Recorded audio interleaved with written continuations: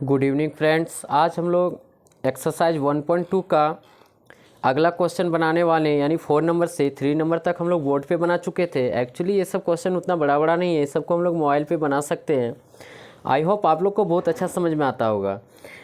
Sir इतना बेहतरीन तरीका से बता ही दे रहे हैं कि आप लोग को समझना एकदम ईजी लगता होगा। और ये भी क्वेश्चन देखिए कितना ईजी से बनाएंगे। आपको क्या बोला है, HCF 306 और 657 बराबर 9 दे दिया है। यानी आपको क्या बोल दिया है, HCF बराबर 9 दे दिया है और LCM आपको ज्ञात करने के लिए बोला है। तो आपको एक चीज़ पता ही होगा आप लोग को कि HCF इंटू LCM बराबर क्या होता है, दो संख्याओं का गुणनफल। क्या होता है सर, दो संख्याओं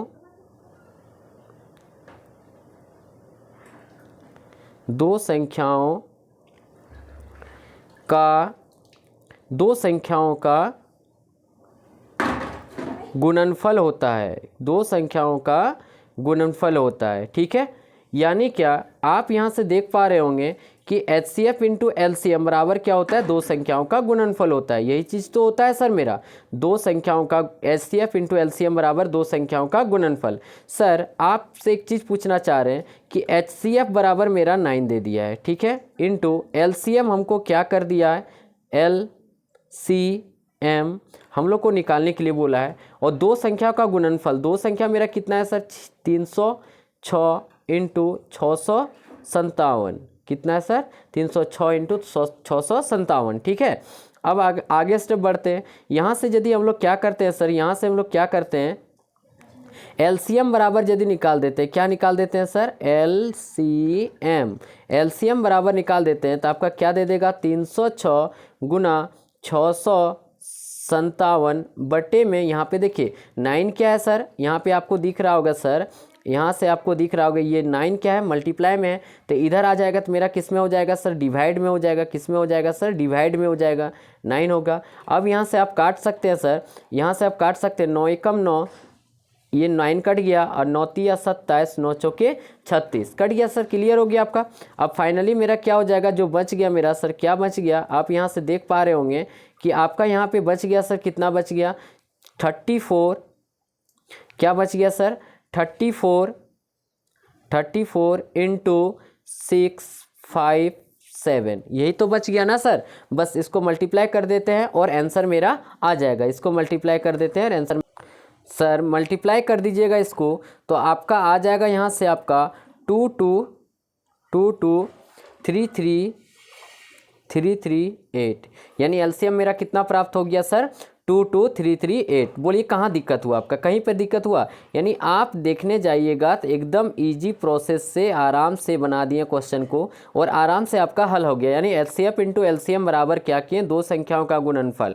यानी 9 गुना LCM बराबर 306 गुना 657 और LCM बराबर हम लोग निकाल दिए 306 गुना 657 और 9 इधर मल्टीप्लाई में था, इधर चल गया, किस में हो गया सर, भागा में हो गया। आप यहाँ से स्क्रीनशॉट भी ले सकते हैं, नोट्स भी बना सकते हैं, ठीक है। चलिए हम लोग नेक्स्ट क्वेश्चन की ओर बढ़ते हैं। नेक्स्ट क्वेश्चन क्या बुलाया हुआ है उसको देखते हैं सर। नेक्स्ट क्वेश्चन देखिए और खतरनाक है। जांच कीजिए कि क्या किसी प्राकृतिक संख्या n के लिए संख्या 6n अंक 0 पर समाप्त हो सकता है। अब एक चीज यहां से समझिएगा, क्या चीज बोला है कि 0 पर कोई भी संख्या यदि समाप्त होगा, यानी उसका जब हम लोग अभाज्य गुणनखंड करेंगे, क्या करेंगे सर, अभाज्य गुणनखंड करते हैं। क्या करते हैं, अभाज्य गुणनखंड। अभाज्य गुणनखंड कोई भी संख्या का करेंगे सर तो ऑब्वियसली मान लीजिए, जैसे मान लीजिए हम लोग क्या करते हैं सर, यहाँ पे 8 का एक चीज़ आपको करके दिखाते हैं। यहाँ से समझिएगा कि हम चलिए अभाज्य गुणनखंड कितना का कर रहे हैं, 8 का कर रहे हैं, तो 2 चौके 8 हो गया। कितना हो गया सर, 2 चौके 8। फिर यहाँ से देखिएगा अगला स्टेप में करते हैं, फिर 2 से दे देंगे इसको, तो कितना, 2 दूना 4 हो जाएगा। यानी इसका अभाज्य गुणनखंड जब हम लोग 8 का कर दिए, 8 का जब हम लोग अभाज्य गुणनखंड किए, आप देखिए कितना मजा लगेगा इस क्वेश्चन में। 8 का जब किए कितना आया, 2 इंटू 2 इंटू 2, ये चीज़ मेरा आ गया, अभाज्य गुणनखंड इतना आ गया। आप इसमें से देख पा रहे हैं कि एक 5 है क्या, 2 और यदि 5 आ जाता है, किसी का भी कोई भी संख्या का यदि हम लोग अभाज्य गुणनखंड करते हैं और 2 और 5 यदि आ जाता है तो हम बोल सकते हैं कि वह संख्या को कोई n से मल्टीप्लाई कोई संख्या से गुना करने पर 0 लास्ट में प्राप्त हो जाएगा। कितना प्राप्त हो जाएगा? 0। लेकिन जब हम लोग क्या करेंगे, जो मेरा क्वेश्चन दिया हुआ है, क्वेश्चन जो दिया हुआ है उसको देखते हैं हम लोग। क्वेश्चन मेरा क्या दिया हुआ है सर, यहाँ से देखिएगा। अब यहाँ से क्वेश्चन पर आते हैं, ये चीज़ तो आपको समझाने के लिए किए हम लोग। अब यहाँ से हम लोग यदि आगे बढ़ते हैं और देखते हैं तो आप देख पा रहे होंगे क्या कि यहाँ पे संख्या कितना बोला है? 6 बोला है। तो 6 का अभाज्य गुणनखंड करने जाएगा तो 2 इंटू क्या हो जाएगा? 3 हो जाएगा। यहाँ पे हम देख पा रहे हैं क्या एक भी कोई ऐसा संख्या नहीं है, मतलब इसमें जो अभाज्य गुणनखंड हम लोग किए हुए हैं सर, इसमें आपको कहीं 2 और 5, 2 तो नज़र आ रहा है बट 5 नज़र नहीं आ रहा है। और क्यों ऐसा बोल रहे हैं? क्योंकि देखिएगा 2 इंटू 5 यानी कितना आ गया? 10 आ गया सर। 2 इंटू 5 कितना आ गया सर? मेरा 10 आ गया। 2 इंटू 5 कर दे रहे हैं तो 10 आ रहा है, यानी लास्ट में मेरा कितना प्राप्त हो जा रहा है? 0 प्राप्त हो जा रहा है। जो 6 का हम अभाज्य गुणनखंड कर रहे हैं तो 2 और 5 आ ही नहीं रहा है, जिसके चलते हम क्या बोल देंगे सर इसमें, जिसके चलते हम लोग क्या बोल देंगे, ये क्वेश्चन में हम लोग क्या बोल देंगे सर कि बोलेंगे अतः 6 इंटू n शून्य पर समाप्त नहीं हो सकता है, क्योंकि जबकि कोई भी अभिष्ट प्राकृत संख्या जो शून्य पर समाप्त होती है उसका अभाज्य गुणनखंड 2 गुना 5 आना चाहिए। 2 गुना कितना आना चाहिए? 5 आना चाहिए। यानी यही चीज़ बोला गया सर, ये 2 गुना जब 5 लिखे हम लोग, 2 गुना जो 5 लिखे ये मेरा आना चाहिए, ठीक है। तब जाके वो संख्या किस में समाप्त होता है? 0 में समाप्त होता है। तो आप लास्ट में नहीं होता है तो लिख सकते हैं, क्या लिख सकते हैं, हम यहाँ पे थोड़ा सा लिख दे रहे हैं, आप लोग नोट कर लीजिएगा। हम लोग लिख सकते हैं क्या, जबकि हम लोग यहाँ पे लिख सकते हैं सर, जबकि कोई भी प्राप्त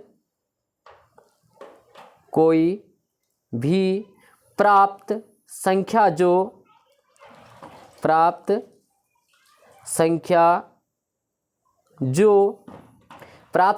जो शून्य पर समाप्त होती है, जो शून्य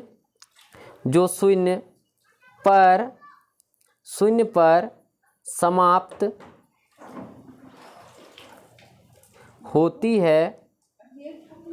समाप्त होती है तो उसका जो अभाज्य गुणनखंड आता है सर, उसका जो क्या आता है सर? अभाज्य गुणनखंड जो आता है, ठीक है, उसके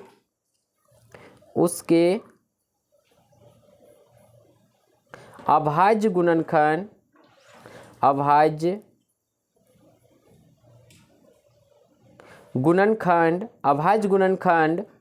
जो है, अभाज्य गुणनखंड वो क्या आना चाहिए सर? 2 इंटू 5 और यहाँ पे n लिख देते हैं। इस फॉर्म में मेरा आना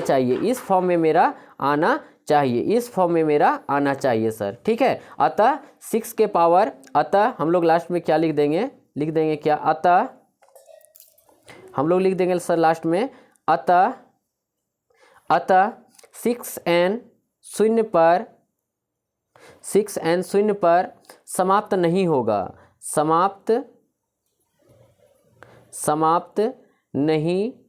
होगा, ठीक है।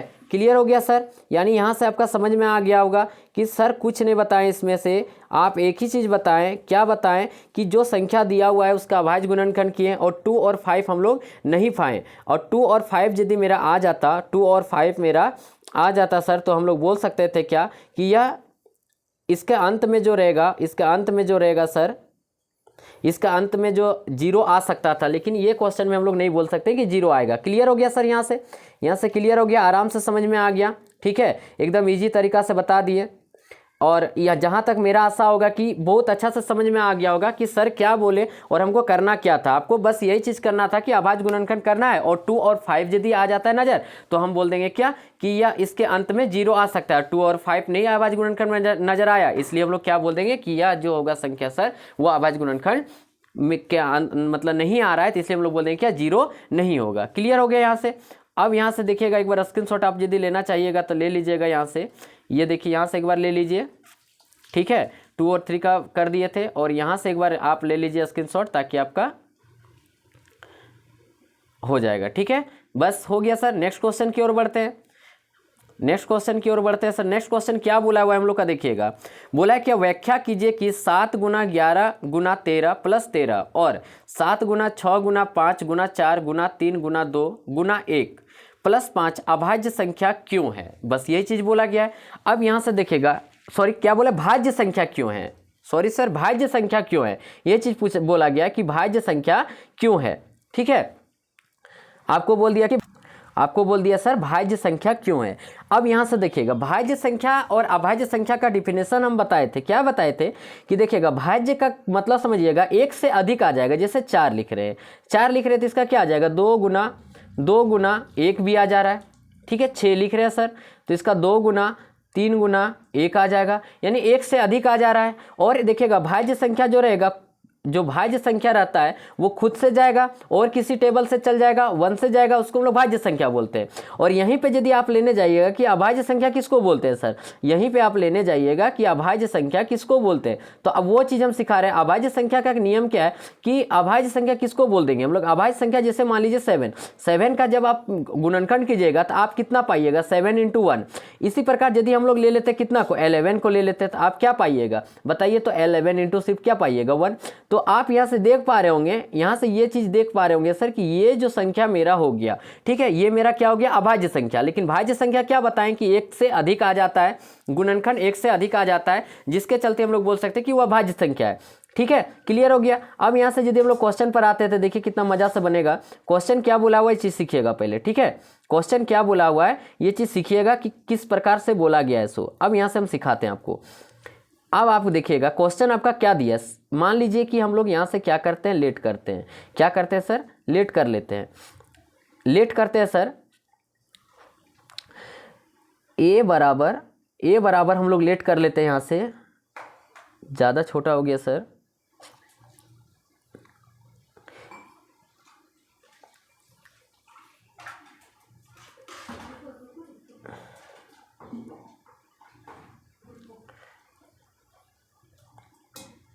चलिए सर यहाँ से देखिएगा कि अब यहाँ से वहाँ तक समझ में हमको आ गया। अब मान लीजिए हम लोग क्या करते हैं, यहाँ से ये क्वेश्चन में हम लोग क्या करते हैं सर, ए बराबर लेते हैं। मान लीजिए हम लोग ए बराबर लिखते हैं, ठीक है। ए बराबर मेरा क्या दिया है 7 × 11 × 3 13 दिया है, प्लस कितना दे दिया है सर 13 दे दिया है, ठीक है, इतना दे दिया आपका। अब आप बताइए कि यहाँ पे देखिएगा पूरा में से हम कॉमन क्या ले सकते हैं। आप यहाँ से पूरा से देखिएगा तो आप 13 को कॉमन ले सकते हैं, तो आपका बच जाएगा 7 × 11 × 1 प्लस क्या बचा 1, इतना बच गया आपका। अब आगे बढ़ते हैं, इसका आगे बढ़ते हैं सर। अब यहाँ से देखिएगा कि अब यहाँ से देख लीजिएगा क्या हो जाएगा सर कि जब 13 हो गया यहाँ पे इंटू हम कर सकते हैं 11 × 77, कितना बचा सर 11 × 77 प्लस कितना हो गया 1, 11 × 77 प्लस कितना हो गया सर आपका 1 हो गया। अब फिर आगे बढ़ते हैं इसका। अब यहाँ से देख पा रहे होंगे आप कि यहाँ पे कितना बचा 13 × 77 और कितना हो गया 78, ठीक है। आप 78 को भी आप गुणनखंड कर दीजिएगा तो 2 से चल ही जाएगा, यानी 1 से अधिक आ गया। 1 से अधिक आया कि नहीं सो बताइए, तो हम लोग क्या बोल देंगे। अब देखिए हम बोले थे ना पहले कि अभाज्य संख्या रहेगा वो खुद से जाएगा और 1 से जाएगा, उसका गुणनखंड जो आएगा 2 ही रहेगा। यहाँ पे इसका गुणनखंड करने जा रहे हैं 13 × 13 13 × 4 78, 4 से भी ये चल जाएगा और 4 इस मान लीजिए 78 का गुणनखंड कीजिए और आगे जाएगा कि नहीं, तो यानी 1 से अधिक आ जा रहा है। 1 से अधिक आ जा रहा है तो हम इसमें बोल सकते हैं सर, क्या बोल सकते हैं, बोल सकते हैं क्या अतः यह भाज्य संख्या है। हम क्या बोलेंगे सर, अतः यह क्या बोलेंगे सर, अतः यह भाज्य संख्या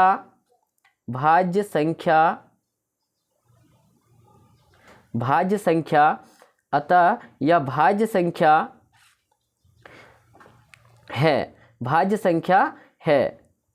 भाज्य संख्या है, क्योंकि इसके अभाज्य गुणनखंड में 1 को छोड़कर अन्य 2 गुणनखंड है, ठीक है।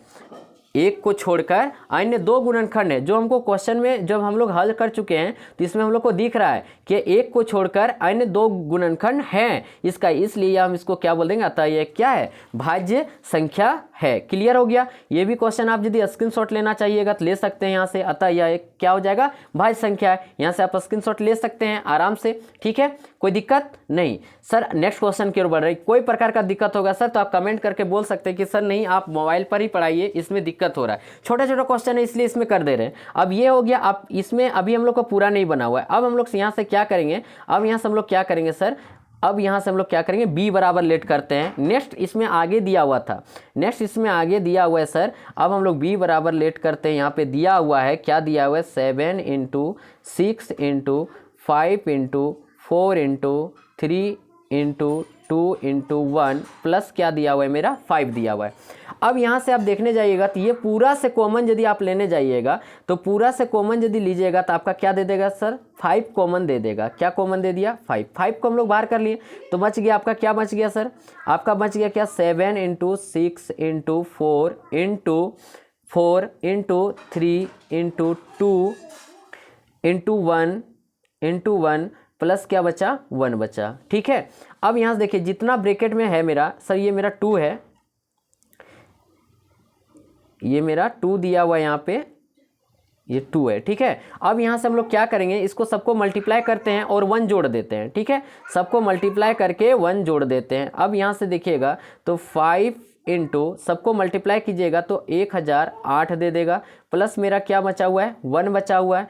अब यहाँ से फिर से आगे बढ़ते हैं, आगे बढ़ते हैं सर, तो आप देखिएगा क्या यहाँ पे क्या दे देगा मेरा, 5 × 109 दे दिया। ठीक है, आप इसको आप अब यहाँ पे देख पा रहे होंगे कि 5 × 109, अब यहाँ से यह भी अब मेरा क्या हो जाएगा सर, एक भाज्य संख्या हो जाएगा। क्या हो जाएगा सर, एक मेरा यह भाज्य संख्या हो जाएगा। क्यों, क्योंकि एक से अधिक गुणनखंड है। अतः हम लोग लिखेंगे इसमें सर, अतः यह एक भाज्य संख्या है। क्यों है सर, क्योंकि एक से अधिक इसका गुणनखंड मेरा आ रहा है, एक से अधिक गुणनखंड इसका मेरा आ जा रहा है, जिसके चलते इसको हम लोग क्या बोल देंगे सर, यह एक क्या हो जाएगा, भाज्य संख्या हो जाएगा। ठीक है, इसका भी आप स्क्रीनशॉट लेना चाहते हैं तो यहाँ से ले सकते हैं आराम से। और वैसे बाकी चीज़ आपको समझना है, इसमें कुछ करना है नहीं। ठीक है, आपको यहाँ से सिर्फ समझना है। सर आप यदि चैनल में नया होंगे तो थोड़ा चैनल को सब्सक्राइब कर दीजिएगा, लाइक कर दीजिएगा और थोड़ा बेल आइकन को प्रेस कर दीजिएगा, ताकि जब भी नया वीडियो आए तो आपके पास पहुँच पाए और आप वीडियो देखकर अपना सिलेबस कंप्लीट कर पाएँ। ठीक है सर, चलिए नेक्स्ट क्वेश्चन की ओर बढ़ते हैं।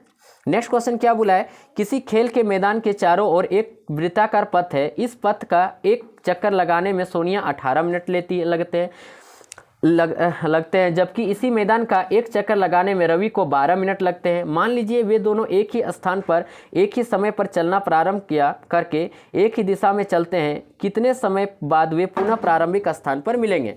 देखिए ये क्वेश्चन हम आराम से समझा रहे हैं। मान लीजिए ये वृत्ताकार आपका पथ हो गया, ठीक है, ये आपका हो गया सोनिया और ये हो गया आपका रवि हो गया। रवि ने ही बोला है सर, सोनिया एक मैदान में चक्कर लगाने में 18 मिनट लगाती है, जबकि इस मैदान का एक चक्कर लगाने में रवि 12 मिनट लगाता है। ये मान लीजिए आपका यहाँ से पॉइंट देखने जाइएगा तो मान लीजिए यहाँ से ये लोग चलना प्रारंभ कर दिया, ठीक है, लेकिन एक का स्पीड मान लीजिए एक चक्कर पूरा लगाने में, मान लीजिए सोनिया एक चक्कर यहाँ से यहाँ तक लगा रहा है तो कितना ले रही है, 18 मिनट ले रही है। और वही चीज़ फिर रवि यदि लगा रहा है, रवि लगा रहा है तो आपका कितना लगा रहा है सर, 12 मिनट लगा रहा है क्वेश्चन पर, मतलब सॉरी क्वेश्चन के अनुसार, यानी कि 12 मिनट ले रहा है समय वो। अब आपको पूछा कि दोनों एक ही दिशा में चलना के लिए प्रारंभ किया, दोनों एक ही दिशा में चलना के लिए प्रारंभ किया तो उसको समय कितना लगेगा, कितने समय बाद एक स्थान पर फिर से मिलेंगे। यानी ज़्यादा से ज़्यादा पूछ दिया तो आपका एचसीएफ और कम से कम पूछ दिया तो एलसीएम।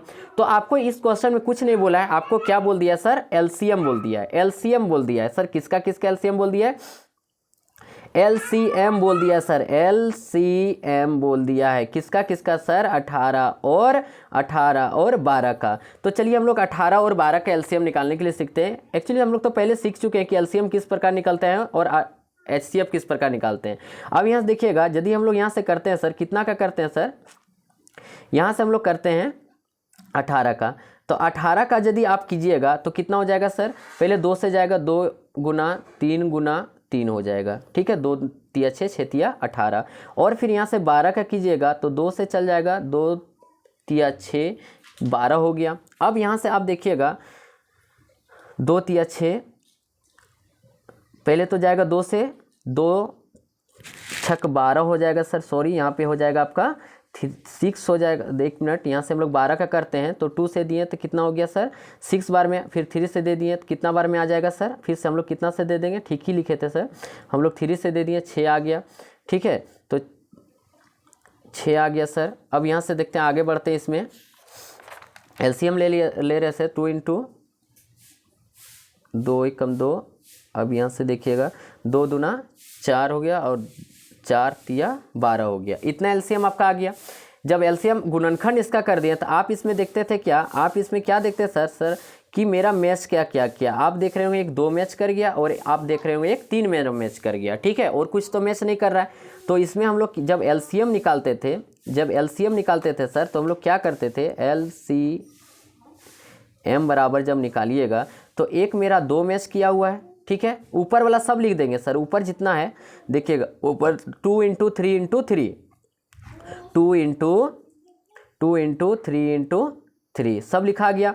और यहाँ से देखिएगा आगे बढ़ रहे हैं सर, हम लोग आगे बढ़ रहे हैं, तो नीचे वाला जो मैच कर गया नीचे, उसको हम लोग नहीं लिखेंगे, यानी 2 नहीं लिखाएगा और ये 3 नहीं लिखाएगा।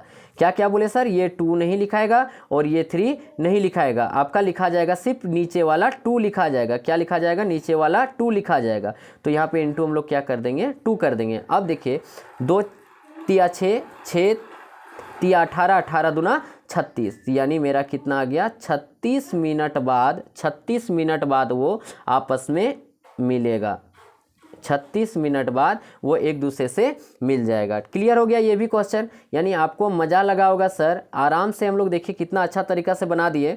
और आप यदि स्क्रीनशॉट लेना चाहते थे इसको लेके रख सकते हैं और नोट्स में भी लिख सकते हैं। एकदम ईजी तरीका से बता दिए कि एलसीएम कैसे निकालते हैं और एचसीएफ कैसे निकालते हैं। सर आई होप आप लोग को वीडियो अच्छा लगा होगा। यदि वीडियो अच्छा लगा होगा तो लाइक कर दीजिएगा, सब्सक्राइब कर दीजिएगा और अपना फ्रेंड सर्कल में थोड़ा शेयर कर दीजिएगा। चलिए सर, थैंक यू, धन्यवाद, जय हिंद, जय भारत।